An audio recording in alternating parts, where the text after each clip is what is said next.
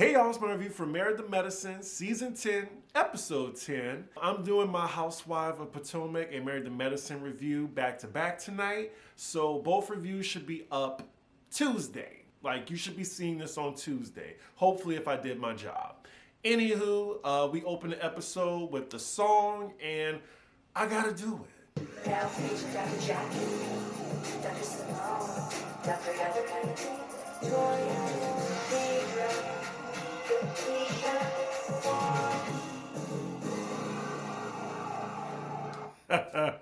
Every time. I swear they always start every episode at Dr. Jackie's practice. Oh, so now the cameras want to give Dr. Alicia some shine and she's speaking? This must be an episode where she's finally involved in the mess. So we're with both of my faves, Simone and Toya, meeting for drinks. Yes, I said faves. I think my favorite cast member, like right now, is Simone, then Toya, then Jackie, then Phaedra, then Letitia, then Heavenly. Let me know y'all's. Like, who's your favorite to least favorite? I also didn't count Quad purposely, but I would still put Quad before Heavenly. So they kick in, and then Toya gets to talking about Eugene and how she just missed the passion and the romance in their relationship. But in the last episode, we saw how ungrateful she was for the date that he took her on. Like, she gave it a 7.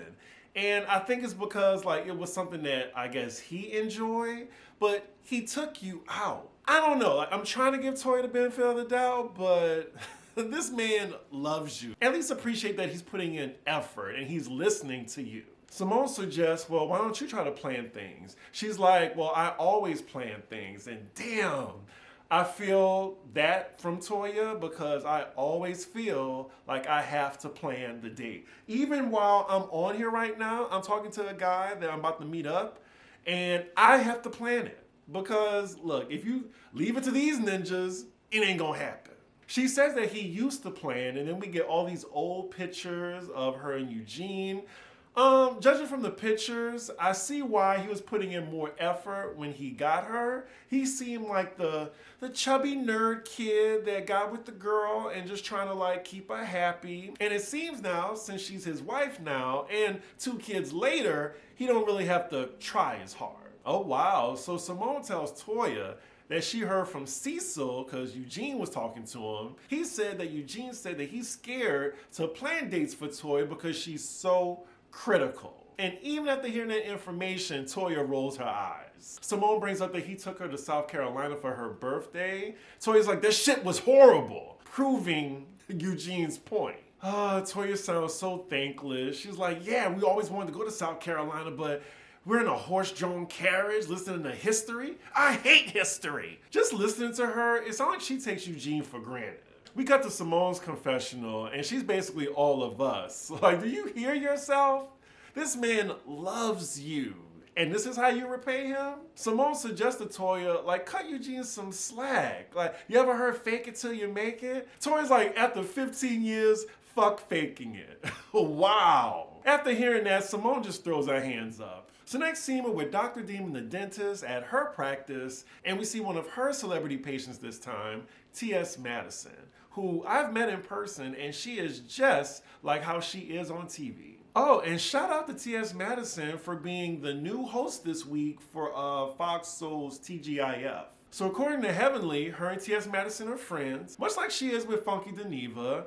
She loves to have like a roaster around her, right? I think her and Alex would actually get along if she hasn't seen any of his reviews. Speaking of which, how many of y'all would actually let Dr. Demon the dentist be your dentist? Let me know. So T.S. Madison in this scene is actually giving a PSA on trans women because people like Heavenly need that. Like, she even says in her confessional that being friends with T.S. Madison helped her understand their plight.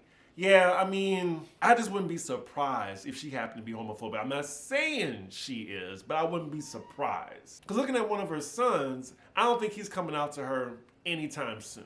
Cut to Heavenly's confessional. She's saying all the right things. I'm just hoping that her and T.S. Madison never get into it because I could see everything she's saying here being thrown out the window. So next scene, we're going back and forth with Dr. Jackie and Dr. Simone with both of their patients. Now my ears perked up with Dr. Simone because she's giving facts about Ozempic and the controversy surrounding that now, how it's the hottest new weight loss drug, but it's in low supply and it's really made for diabetics. The reason they brought this up was because one of Simone's patients was on Ozempic and she's trying to get pregnant and she can't be on that while she is. So Dr. Jackie actually has to suggest to her patient to get on Ozempic because I guess she's clinically obese. She had to hear that from Dr. Jackie. I'm sure no woman wants to hear that, especially on camera. When I said that, I just thought of Dr. Jackie saying something else to someone on camera. And Buffy, you can relate. You're infertile. We're also getting educated on the abortion laws in Georgia because Simone is telling her patient the risk of pregnancy and whether you would have to abort or not, but she needs to have that discussion before the cutoff because of their abortion bill. I think it's a heartbeat bill where if the baby has the heartbeat 5 months, can't get an abortion, you have to go outside the state to do it. Doesn't matter if the pregnancy affects the mom's life. Can't have it. A woman's right to choose. I mean, it always goes back to politics, doesn't it? It's so depressing. Vote November, or else it's gonna be even more depressing. So next scene, we're with Toy and Eugene and their kids. I don't know where they are. For full intent and purposes, I am high as hell right now. I'm just getting through this review. We're halfway through as well, and it's another filler episode. They're on notice, Married to Medicine. I was bigging y'all up, for 6 episodes straight. Do not let me down. This is a cute scene, though. Toy and Eugene are just saying how they met. And she wasn't into smart guys, which I knew. You can just tell by the photos that he was doing everything to get this girl. So they're telling their kids that they're dating again, and they're talking about the date that Eugene took her on, and clearly how she's speaking about the date, she did not listen to Simone's advice when they went for drinks earlier in the episode. Also, it looks like they took their kids to the dentist, and let's just say I'm not surprised that they don't go to Dr. Heavenly. So next scene, we're with Sweet Tea and Dr. G as they're going to her OBGYN appointment. I just realized we're 27 minutes in and we're just seeing Sweet Tea for the first time. And we still haven't seen Phaedra yet. So in her second visit, she's talking to the doctor. She finds out that she definitely needs surgery. But unfortunately, after the surgery, she has to wait 6 months before she can try to get pregnant again. In the confessional, it looks like Dr. G is disappointed, but he's not taking it out on her. He just wants her to get better. Now, I've been seeing in the comments and online that people are saying that she knew she had this issue before she met Dr. G and was promising him something that she couldn't give him. I don't know. I'm taking Sweet Tea at her word. I really think that's a really serious accusation. So, yeah, that's my opinion on that. Next scene, we're with Simone and Cecil visiting their sons at their new place that Simone bought for them, but they are very excited because the boys are officially moved out their house. Now, I will say Simone's oldest son, he should, how can I say this without being shady?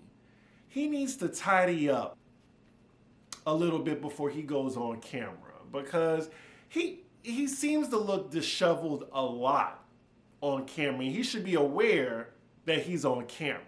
That's all I'm saying. No, Simone is not about to run a black light around their apartment.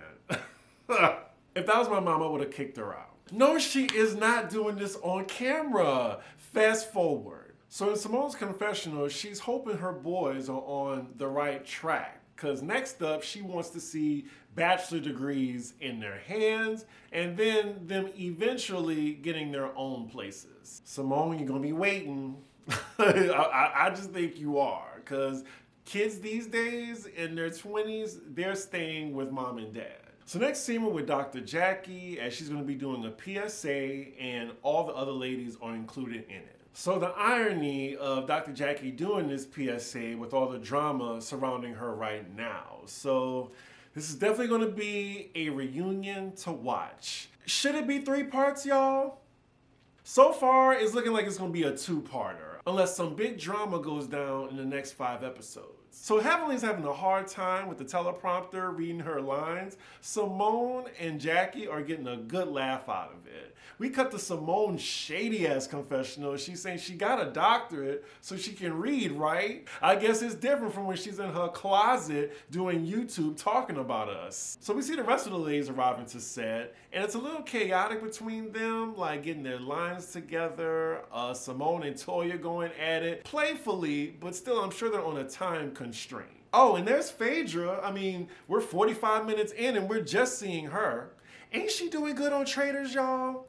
Like I said, she's doing great on Traders because she is a treacherous liar in real life. So Jackie finally reins everyone in since most of the ladies, they weren't on time. We see Alicia come in. She says 2 words, "Hi, y'all," and that's it. That might be the only thing we hear from her the entire episode. Oh goodness. So meanwhile, we're now with the men of Married to Medicine all meeting up. Yep, I think there's only 2 franchises that focus on the men as a part of the cast, and it's Married to Medicine and Housewives of New Jersey. I'm sorry, but there's something about Dr. Alicia's husband that I just don't like, and he hasn't even said his views yet. He just looks shisty. Now wait a minute, who is this server? Like, half her head is shaved off. People still doing that? Wasn't that so 2010, 2011? Oh God, now see, this is why I fast forward through the men's part. Dr. G, old insecure ass, is telling Cecil, who ordered a Manhattan, like what type of glass it comes in, because a martini is like a feminine glass for a man to drink out of. But you know, apple martini come in a martini glass. What does that mean? If a man is drinking the drink, that's that man's drink. I will order an apple martini and dare anybody to tell me something. Y'all, I'm trying not to fast forward it. It's just so ignorant and late. Meanwhile, we're back with the ladies at the PSA. Sweet Tea is telling them about what she's going through. And I guess it came up because of the subject matter of the PSA. So we're back with the men and more ignorant conversation. And this time is Dr. Alicia's husband, who's talking about his Nigerian background, how the men are usually in charge, the women are listening to them. It's not the other way around. And he knows how it is in America, and he's not cutting his nutsack off. The other men are like, oh. Dr. Damon take it as, oh, so are you referring to us? Since we listen to our women? Dr. Alicia's husband backs off though. He says, no, I'm not saying that. And now we get to a discussion of nutsacks from all the other men talking to their wives in their confessionals. Thank goodness we have 4 minutes left. So then we cut to Dr. Alicia's husband and her in the confessional, and he's just saying that that's been ingrained in him and he don't make the rules. Do you know how you sound? And I think you're the youngest at the table too. I got secondhand embarrassment listening to him. Can we please break the toxic trends in our cultures? Please. He continues at the table and he says he thinks that men should start getting their power back just a little bit.